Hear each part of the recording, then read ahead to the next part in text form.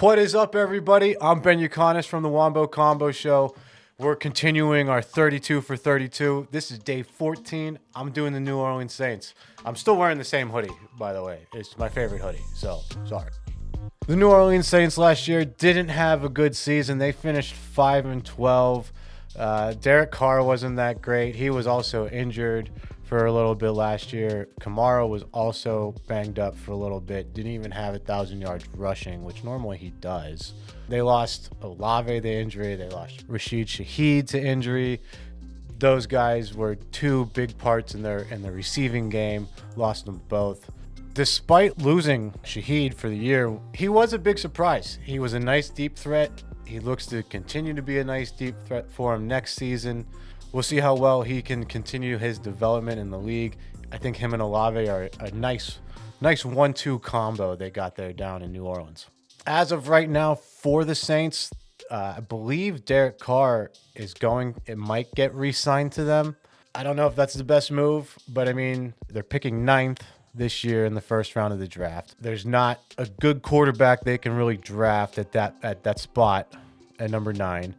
There's really no one in free agency that is probably willing to go to the Saints, or I think the Sam Darnold, he's looking like he's going to get re-signed to the Vikings. Geno Smith got traded from Seattle to Las Vegas.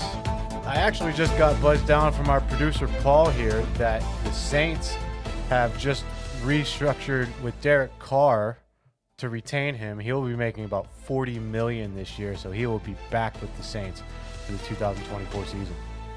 Continuing on the quarterbacks, the rookie from last year, Spencer Rattler, also didn't look good. He's not a good option either for them. I don't think so necessarily, unless he makes some big strides this offseason, continue his development to being a professional quarterback, see how he can turn out.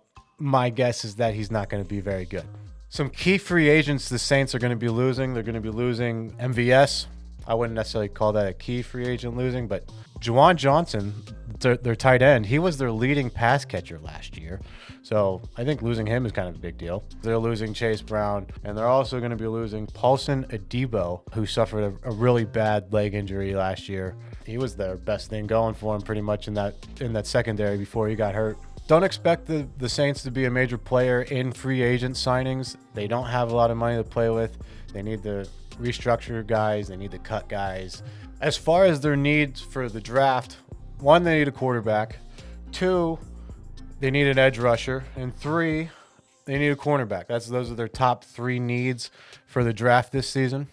With that 9th pick, it's going to be interesting to see what direction the Saints go in. Are they going to draft for need? Are they going to take the best available position?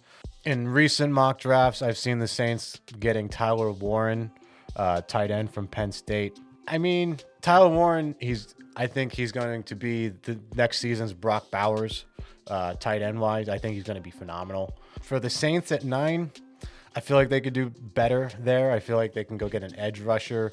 At that number 9 spot, I believe the Saints should draft Shamir Stewart from Texas A&M. He's been a guy who everyone's been raving about, had a good combine. He's a better run stopper than he is a pass rusher, but whenever you can set the edge and help contain the running game with your defense, you're a special player. As I said before, don't expect the Saints to make any big free agent signings. 8 picks this year in this year's NFL draft. So look for them to make all their improvements through that. But even with those 8 picks, I think this team is still going to have some holes. They're still going to be kind of a bottom tier team in the league, unless something crazy happens for them and someone just kind of does very well, like Derek Carr comes back and has an MVP type season. But I wouldn't expect that from the Saints, but they can improve. They can improve their record from 5-12. And that's what I got on the Saints for today. That's going to wrap up this edition of our 32 for 32. We'll see you next time.